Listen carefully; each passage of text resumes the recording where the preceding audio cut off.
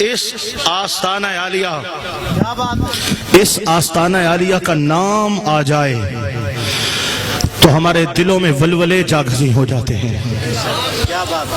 آستانہ عالیہ بارو شریف کا ذکر چھڑ جائے، کیا بات، سچی بات بتاؤں، کیا بات ہے صحیح، کیا بات ہے۔ تصور ہوتا ہے آپ کسی چیز کا نام لیں گے تو آپ کے آگے ایک تصور آئے گا۔ مثلا لاہور کا نام لیا جائے، دنیا دار لوگوں کے سامنے مینار پاکستان کا تصور آتا ہے، دیندار لوگوں کے سامنے حضور داتا علی حجویری کے آستانے کا تصور آتا ہے۔ ٹھیک، ملتان شریف کا نام لیا جائے تو اولیاء کرام کے روزے نظروں میں گھومنے لگ جاتے ہیں۔ کیا بات، جب کسی شخصیت کا نام لیا جائے تو کوئی نہ کوئی تصور سامنے آتا ہے، لیکن یہ برملا کہوں گا جب آستانہ عالیہ بارو شریف کا نام آتا ہے تو تصور میں بس ایک لفظ نظر آتا ہے جس کو غیرت کہا جاتا ہے۔ سبحان اللہ، کیا بات، یہ لفظ غیرت بار بار سامنے گھومتا ہے اور یہ بتاتا ہے کہ ہر دور کے اندر مصطفیٰ کریم کے دین کے رکھوالے غیرت مند مسلمان بن کر کے بیٹھے رہے ہیں، جنہوں نے ہندوؤں کو کلمہ بھی پڑھایا ہے، عیسائیوں کو اسلام سے روشناس بھی کرایا ہے، غیر مذہبوں کو مذہب کی طرف بھی لایا ہے، لیکن جب بات آئی قادیانیت کی، جب بات آئی خارجیت کی، جب بات آئی دہریت کی، جب بات آئی رافضیت کی، جب بات آئی نیچریت کی، تو نکل پڑے میدان میں اور کہا مریدو، پیری مریدی ہاتھ چومنے چموانے کا کام نہیں ہے، پیری مریدی مصطفیٰ کے دین کی رکھوالی کا نام ہے۔ نعرہ تکبیر، نعرہ رسالت، آستانہ عالیہ پیر بارو شریف۔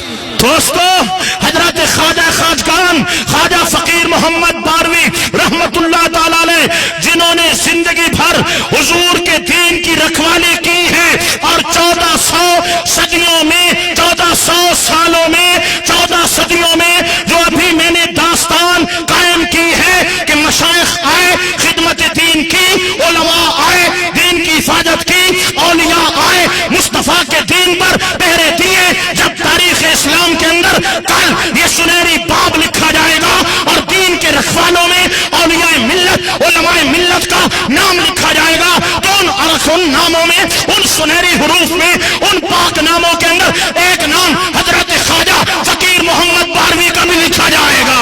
سبحان اللہ، سبحان اللہ، کیا بات، جو مریدوں کے ایمانوں کا تحفظ کرتے رہے، جو جگہ جگہ ختم نبوت کے پرچم لہراتے رہے، جو جگہ جگہ ناموس رسالت کے پرچم لہراتے رہے، جو جگہ جگہ مصطفیٰ کریم علیہ السلام کے دین متین کی رکھوالی کرتے رہے، اللہ کا لاکھ لاکھ شکر ہے ہمیں اس آستانہ عالیہ کی نسبتیں عطا ہوئی ہیں۔ اب دوستو، آپ کی خدمات، آپ 3 دن عرس پاک ہے اور اس عرس کا یہ کمال ہے کہ یہاں آپ کو پاکستان کا ہر نامور عالم دین قبلہ حضور والا کی خدمت میں خراج تحسین پیش کرتے ہوئے نظر آئے گا۔ کیا بات ہے، بے شک، بے شک۔ ہم تو طلباء ہیں، ہم تو عقیدت میں آتے ہیں اور یہاں آ کر کے چوکھٹ چوم کر ہم برکتیں حاصل کرتے ہیں۔ بے شک، سبحان اللہ۔ علماء وہ ہیں سبحان جو آتے ہیں اور آپ کے دل اور دماغ، قلوب و اذہان کو نور ایمان سے منور کر کے جاتے ہیں۔ ہم تو بس چوکھٹ کو چومنے آئے ہیں۔ اب سنیے گا دوستان گرامی کہ اس آستانہ عالیہ پر حضور قبلہ خواجہ فقیر محمد رحمت اللہ تعالی علیہ، آپ نے حضور کے دین کی جو خدمت کی ہے، آپ کی زندگی، آپ کی خدمات قابل صد ہزار بار خراج تحسین کے لائق ہے۔ آپ پر جتنا لکھا جائے، آپ کی جتنی خوبیاں بیان کی جائے، آپ کے جتنے کمال بیان کیے جائیں وہ کم ہے۔ اگر علم دیکھتے ہیں تو علم کے شاہ سوار نظر آتے ہیں، اگر عمل دیکھتے ہیں تو عمل کی تصویر نظر آتے ہیں، اگر عاجزی دیکھتے ہیں تو عاجزی کی تصویر نظر آتے ہیں، اگر خلوص دیکھتے ہیں تو خلوص کا پیکر نظر آتے ہیں، اگر عشق رسول دیکھتے ہیں تو کشتہ عشق رسول نظر آتے ہیں، اگر دینی غیرت اور حمیت دیکھتے ہیں تو دینی غیرت کی تصویر نظر آتے ہیں۔ الغرض تصور تصوف کے اندر توجہ دینا، میرے جملے کو ضائع مت ہونے دینا، تصوف کے اندر، اسلام کے اندر، سنت کے اندر، آقا نبی پاک علیہ الصلوۃ والسلام کی تعلیمات کے اندر جن تین خوبیاں ہیں حضور کی امت کے کسی بھی اچھے نیک عالم کے لیے، نیک ولی کے لیے، کسی کامل شخص کے لیے جتنی خوبیاں ہیں، جن کو علم کہا جائے، حلم کہا جائے، جن کو اخلاق کہا جائے، جن کو کردار کہا جائے، جن کو مذہبی غیرت کہا جائے، جس کو عشق رسول کہا جائے، جس کو محبت خدا کہا جائے، جس کو محبت اولیاء کہا جائے، جس کو پیروی سنت کہا جائے، یہ تمام خوبیاں جب ایک جگہ پہ ان کو سمیٹا جاتا ہے تو جو نام سامنے آتا ہے خواجہ خواجگان حضرت خواجہ فقیر محمد الباروی کا نام سامنے نظر آتا ہے۔ اور قصہ مختصر بات اختتام پذیر کرتے ہوئے میں آپ کو برملا کہنا چاہتا ہوں، جتنے علماء کی زیارت اس آستانہ عالیہ پر ہوتی ہے اور پاکستان کے کسی آستانے پہ اتنے علماء کا دیدار میسر نہیں آتا۔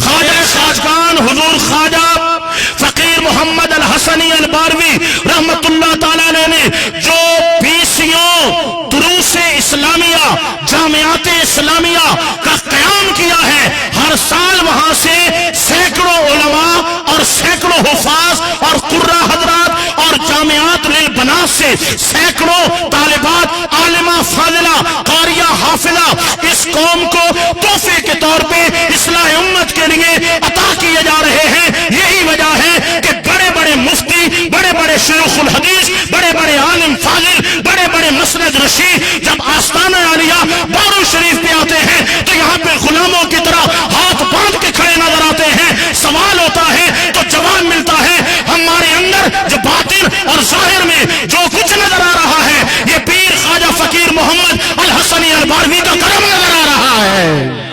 آستانہ عالیہ پیر سواگ شریف، آستانہ عالیہ پیر بارو شریف، علماء اہل سنت۔ اور جس زاویے پہ میں اختتام کر رہا ہوں وہ یہ ہے کہ اس آستانے کو یہ اعزاز حاصل ہے کہ ہزاروں علماء یہاں کے مرید ہیں،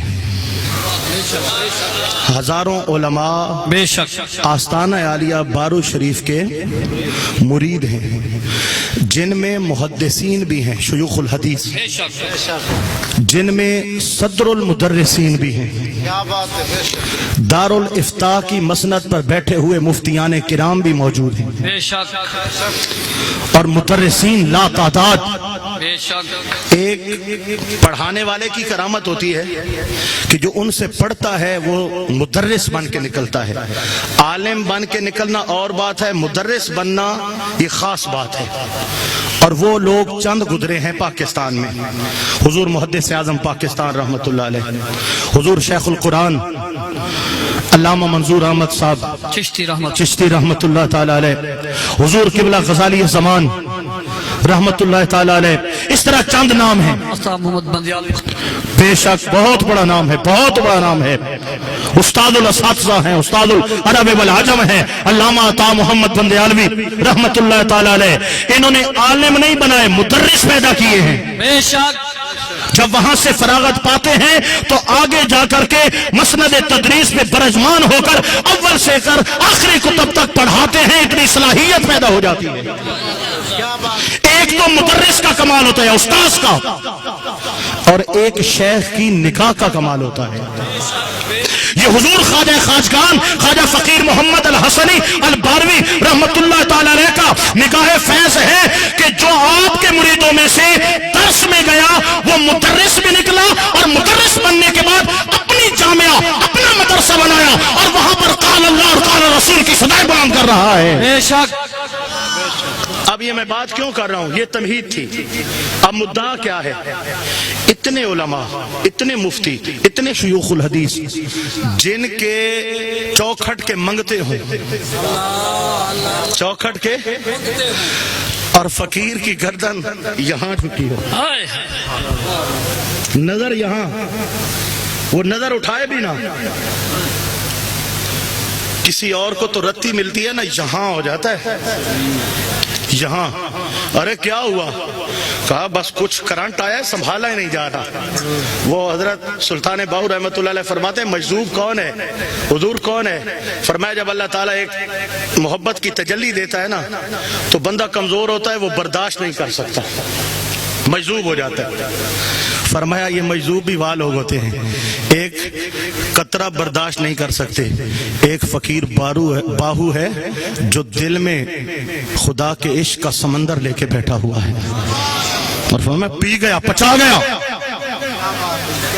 اور ابھی قبلہ استاد العلماء علامہ پیر احمد حسن رحمت اللہ دامت برکاتہم العالیہ فرما رہے تھے کہ جناب والا حضرت پیر سواگ لجپال کا یہ قول ہے کہ اے پیر بارو تو کوئی ریت کا ٹیلا ہے, میں جتنا دیتا گیا تو پیتا گیا, جتنا دیتا گیا سنبھالتا گیا, میں بات اپنا مدعا پیش کرنے لگتا ہوں پھر کہیں اور نکل جاتا ہوں. ذرا توجہ دینا دوستو, اتنے شیوخ الحدیث اتنے مفتیان کرام ان کے قدموں میں بیٹھے ہو اور جناب والا گردن پھر بھی جھکی ہوئی ہو, عاجزی کا یہ عالم ہو, لیکن اندر دیکھو غیرت دیکھو, حمیت دیکھو, مسلک کا درد دیکھو.